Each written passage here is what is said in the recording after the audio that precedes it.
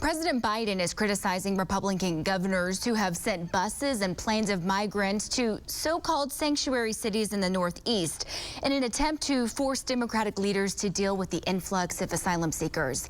Just yesterday, buses arrived outside of the vice president's home in Washington.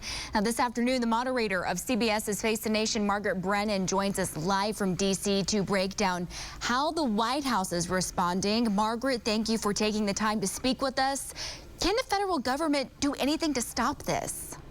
It isn't clear. It's not clear it's illegal. It's not clear, frankly, that the federal government can take action, nor that they plan to. In fact, what we are hearing in terms of any federal aid at this point, we know from the mayor here in Washington, D.C., Muriel Bowser, that she has been receiving and has continued to ask for FEMA money to help provide shelter for the individuals being shipped here, because over the past few months, it has overwhelmed local existing resources. It's not a border state or district, and that's why there aren't resources for this kind of influx. But what we know of is that it's clearly a political statement by, the governors of Arizona, Texas, and Florida. And in the middle of this are some human beings. And so we're going to talk about trying to unwind this, because we come back to the conclusion that there are migrants that will continue to cross and will need to be housed somewhere as they wait for asylum hearings, now that courts have struck down those Trump-era policies that ejected migrants as they waited for their day in court.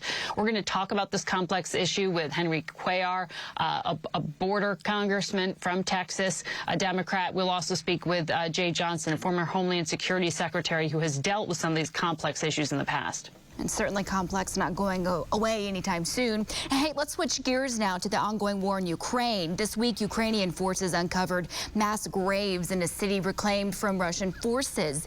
What is the latest from Europe?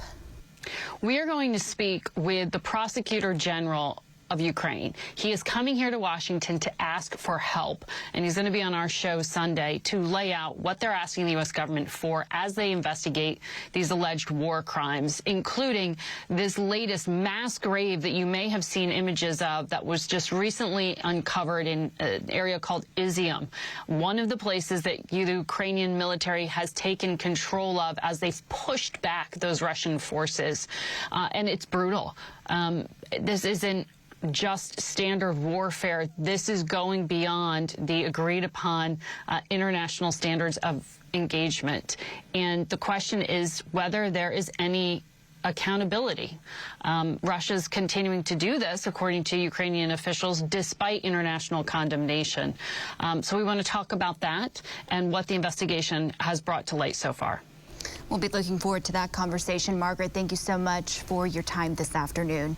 You can watch CBS's Face the Nation every Sunday morning at 9:30 right here on Channel 6.